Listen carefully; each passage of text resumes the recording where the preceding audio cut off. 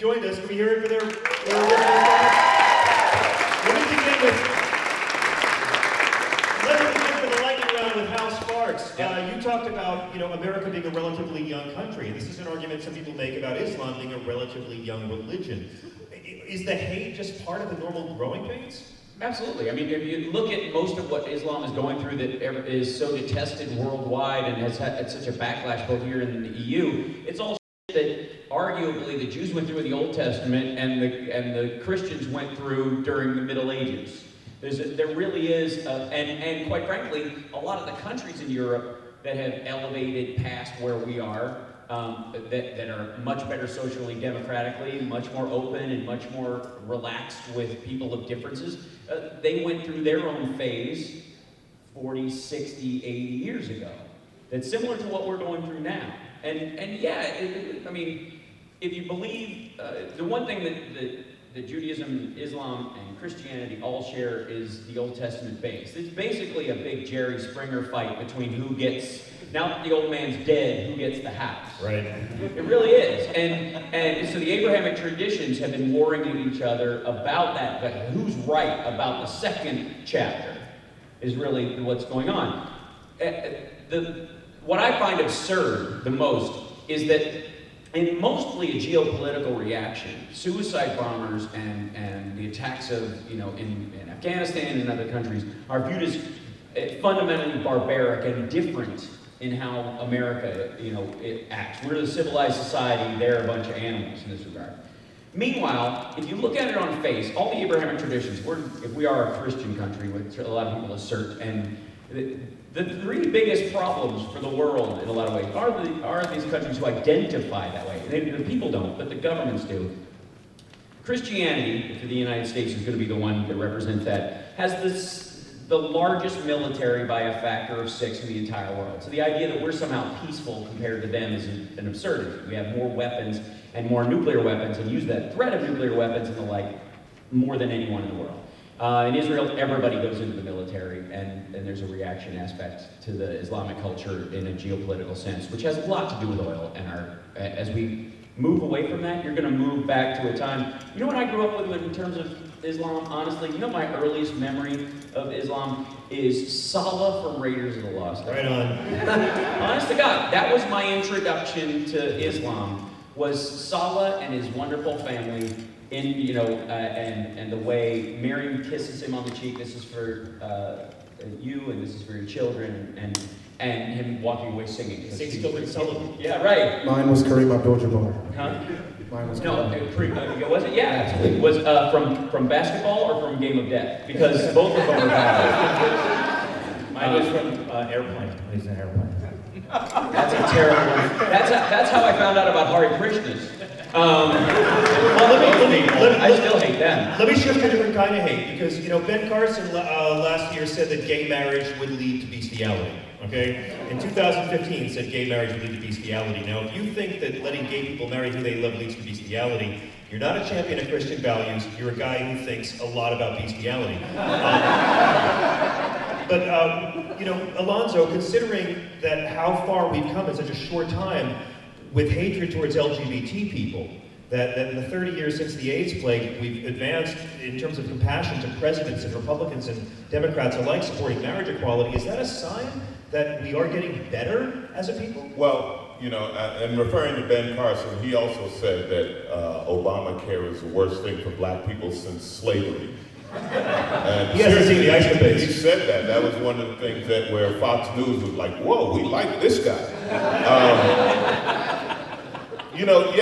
The fight, it's very interesting when you talk about the LGBT community and civil rights, because I never understand it, but there are black people who don't like gay marriage.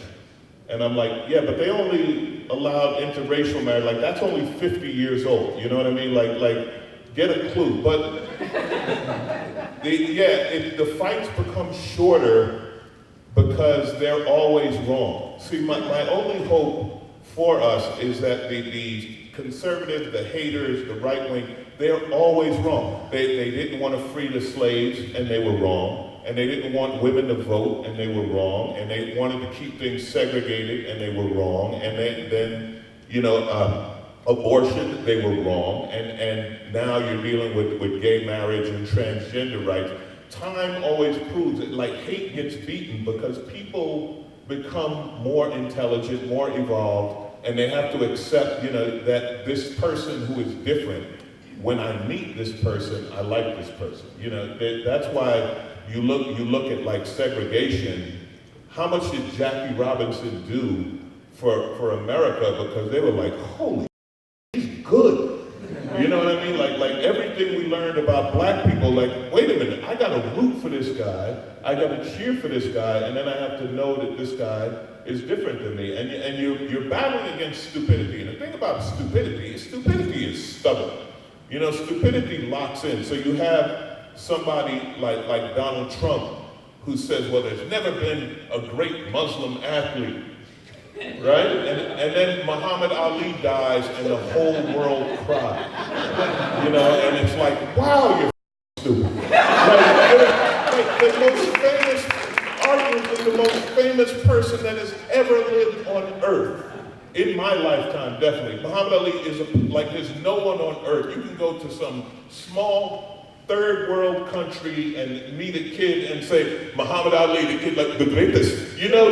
Yeah. And yet Donald Trump. So when I don't know, the gay community, the lesbian community, their rights it's not their rights, it's human rights. It's the right to be human. The idea that you hate someone, the Orlando shooting, when Anderson Cooper jammed up the Attorney General of Florida about gay marriage and said, well, if you had your way, these people's loved ones, their partner, the person who loves them most, wouldn't be allowed to go to the hospital, right? Because if you're not married, if you're not a relative, you can't go to intensive care. And I've had that argument with religious people, like, are you insane? What God would not want someone to be loved? Well, we're progressing faster, but not fast enough. Hate is wrong, but we should all hate the Stanford rapist kid and his father and son. Absolutely. Let me ask Andy Kindler, building on what Alonzo said, does stupid people hate, or does hate make people stupid? Which comes first? Well, I'll just give an example. Like, Muhammad Ali was my hero when I was growing up. Absolutely, I'm very old. But I remember when I watched him fight Henry Cooper on TV. But the point is, like, whenever I would say something about Muhammad Ali, you see people online, they've read some article where they go, oh, he was racist, he hated white people, and he was anti-Semitic because he was a part of the Nation of Islam. It's like, if you grew up where he grew up, and when he grew up, and you didn't hate white people, there was something wrong with you. And these people, and this is a society where these people they read an article and go, oh, I guess Muhammad Ali's no good. I mean, it makes me sick. And the other stuff, though, is that, all the stuff that you hear about Islam, nobody knows, Americans don't know about, it's like they always point to the Bible. They go, look at the Quran, like this guy Sam Harris, who's a neuroscientist, and knows nothing about religion until he decided that he wanted to write books slamming Islam. Look at this portion of the Quran. Hey, you know what? I don't have a first son, but if I did, I don't think I would have taken him and tried to sacrifice him because of something it said in the Old Testament. I don't know. I mean, I know there are fundamentalists, but most people don't, or members of religion don't read the books and go by every single thing in the book. And if that was right, how come we're not still looking into Helter Skelter and the Beatles music? I mean, obviously that caused Charles Manson to start a war. It has to be the Beatles music. And so this constant focusing on how religions are perverted as a way of making people hate is just, I don't know if I answered your question, but that's okay. We only have a few minutes left, so everyone feel free to jump in on any of these answers. But Wayne, they said the internet was going to bring us closer together. I think it only proved how many adult males haven't mastered that tricky your thing yet. Is the internet bringing us together, or is it just a magnet? Pornhub auto-corrects that now. Yeah, just switches all to you are. No, it doesn't. What? The CEO of Pornhub had just walked out. Is the internet got as much love as hate? Well, I am a believer that things are getting better. I know that sounds Pollyannish, especially during an election year, but that's what I feel. But I do feel like the internet, what I said earlier, does divide people. What I was thinking during that Orlando shooting, I'm going to tweet out that you said that. this is during the Orlando shooting, was that I'm sure, like it was amazing to me how quickly people go to their corners. And I think it was never more evident than during that. Because I'm sure there was Republicans going, please let the shooter not be a white kid with an NRA membership, with a Confederate Like flag. Dylan Yeah, with a Confederate flag. And I'm sure there were people waking up going, please do not make this a Muslim guy, whatever this is.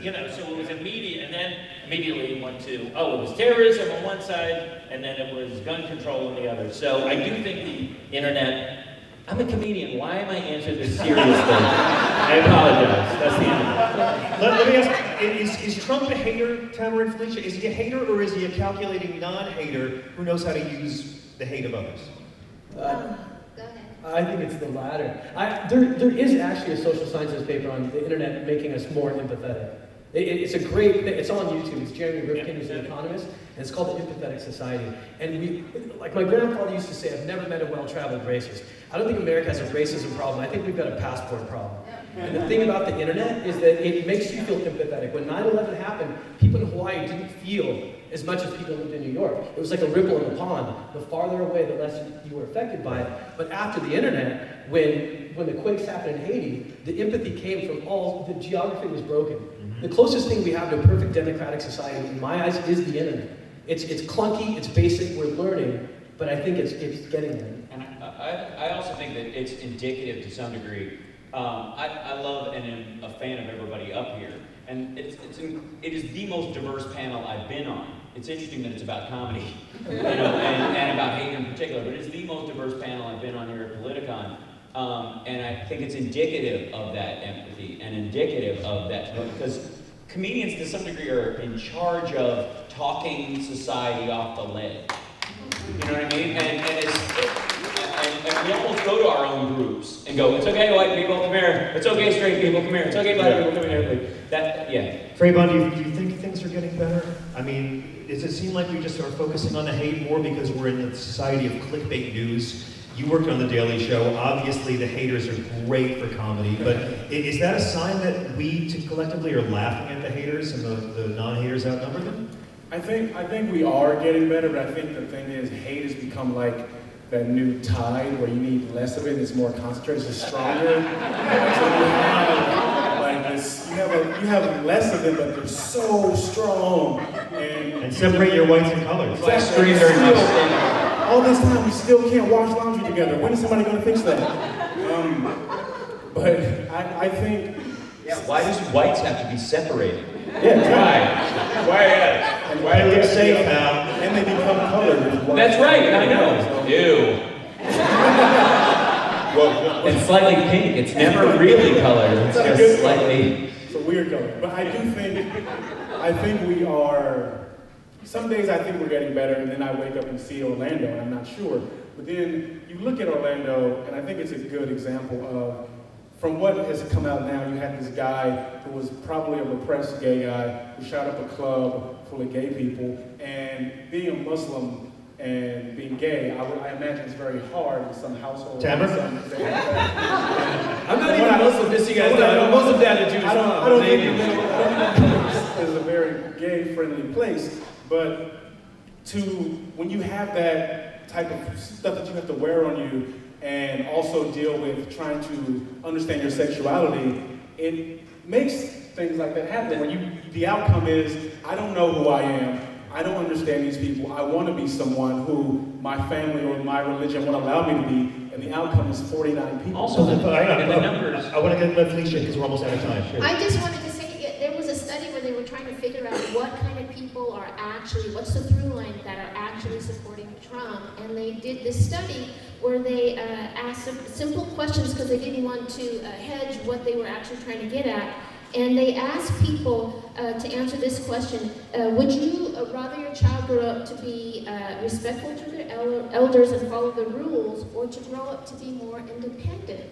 And people that vote for Trump or are supporting Trump answered overwhelmingly, follow the rules and respect your elders, meaning that they're authoritarian. Yes. I'm not saying that right.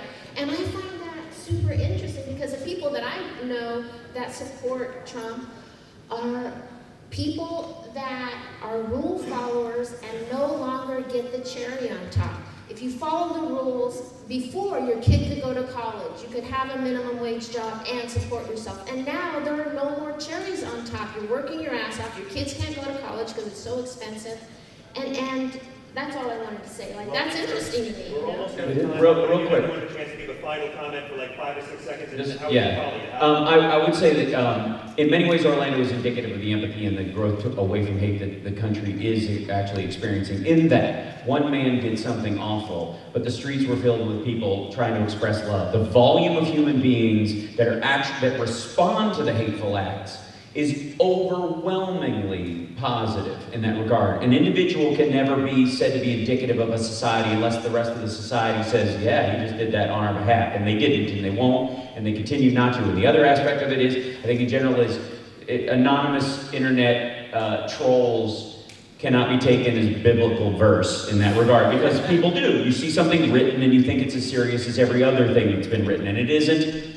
So it's important for your own safety and emotional well-being. I think hate is in the eye of the beholder. So a lot of times people are like automatically, like, oh, Trump is, but I think there's people on the other side that think the same. So I'm at Federman. Give them a break and the benefit of the doubt.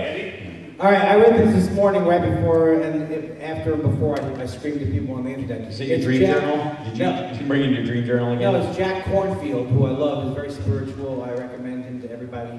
And he says, if we cling to hatred or anger, we will suffer. It is possible to respond strongly, wisely, and compassionately without hatred. I can't do that, but I'd like to be able to do that. But I do hate Trump. Tweet that to Sam Harris later We're out of on. time, so really quick, straight line. Just talk to more people who don't look like you and think like you, and we can fix the hate problem. Love each other. Stop being mean to each other. There's no such thing as countries. There's no maps in religious books. We're all the same. That's it.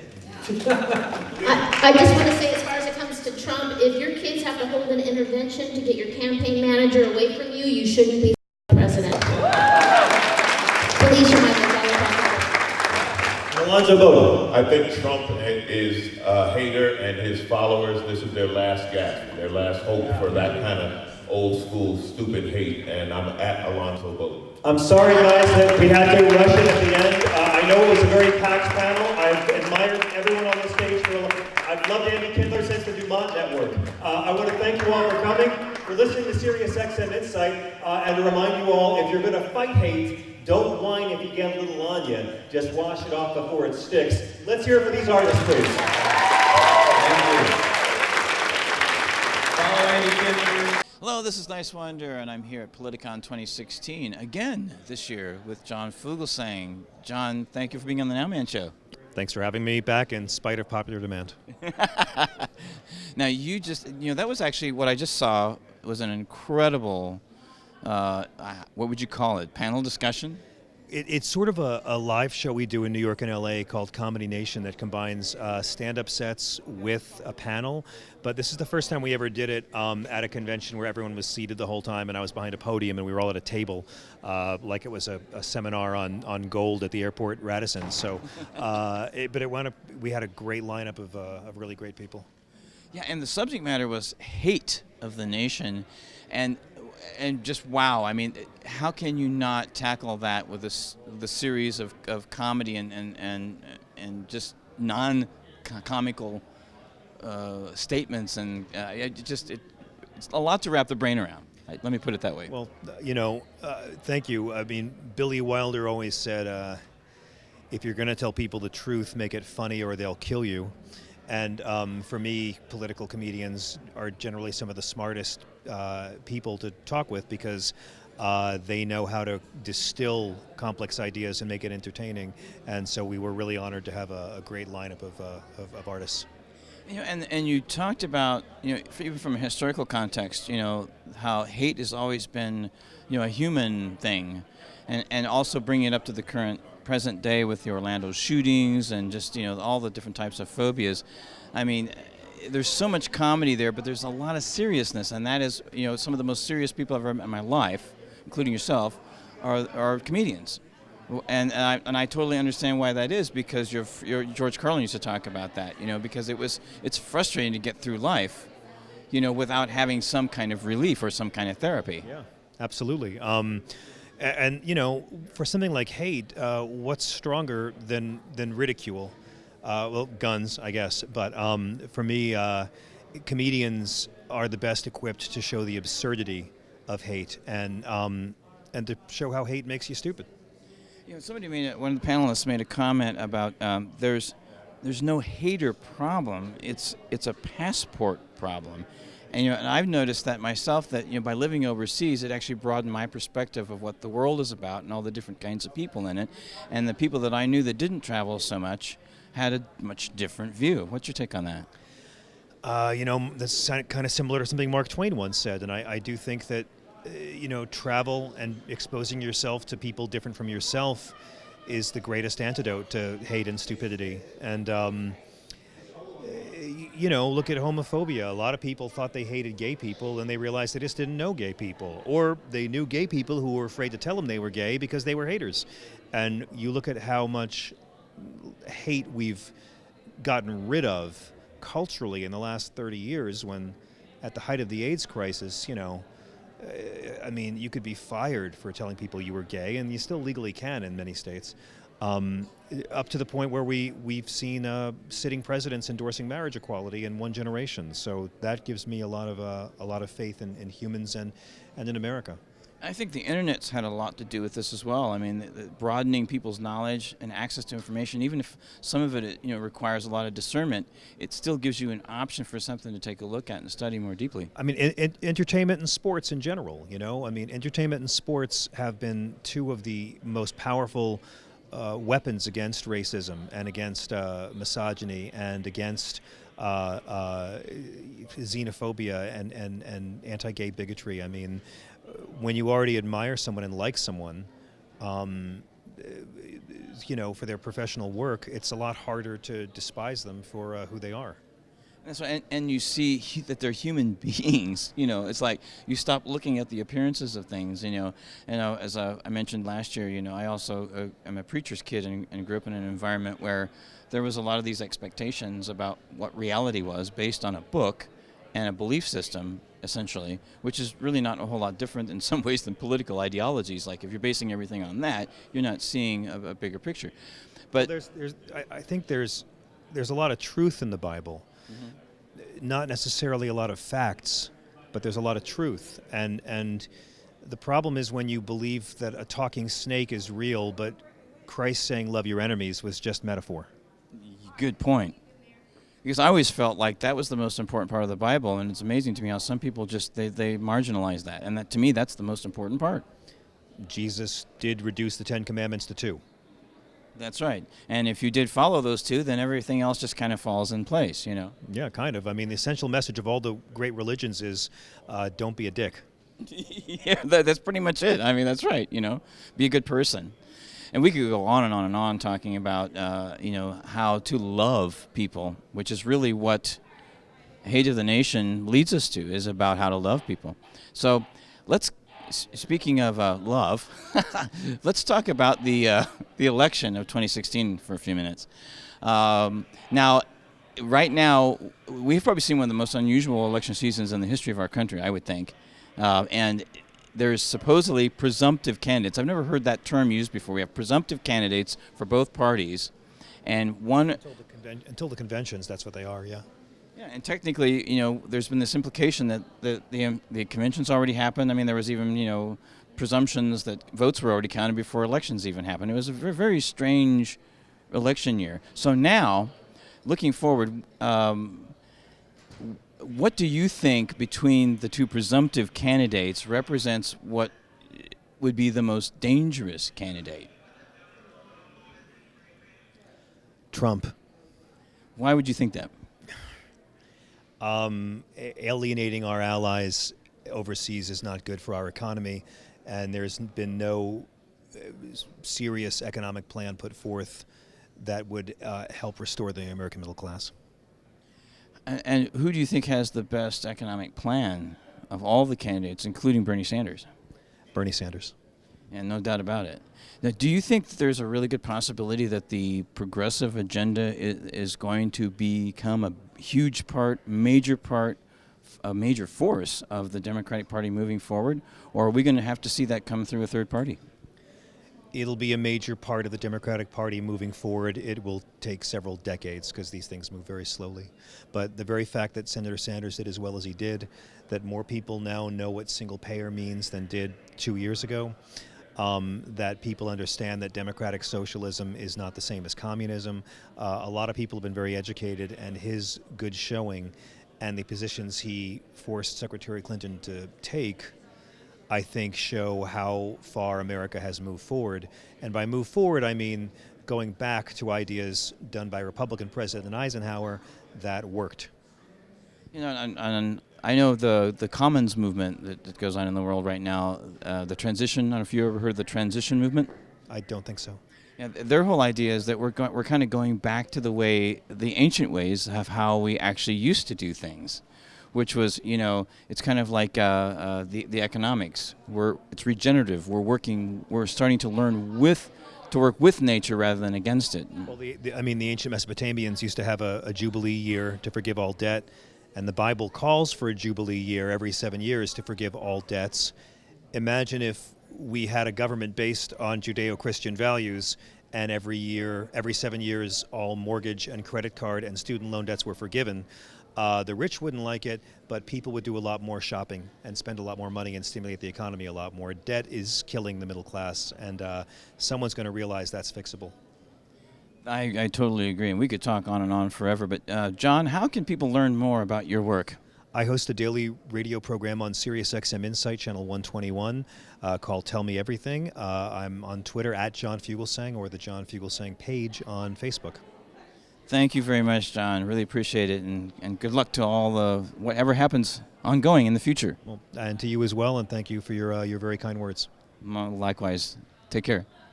I don't understand why Republicans don't like her, because it's like you should be glad you got one new woman to join the party this year. And liberals don't like her. How can you be a transgender woman and be a Republican? And I'm like, hey, she's the ideal Republican female voter. She's old, rich, white, and doesn't have a uterus. John,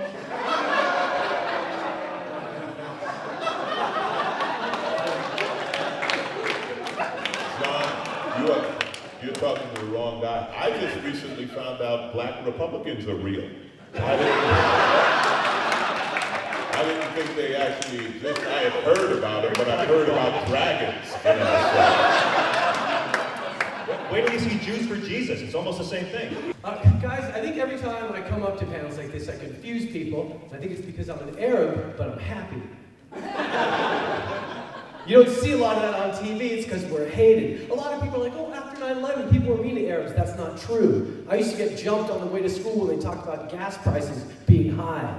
That happened.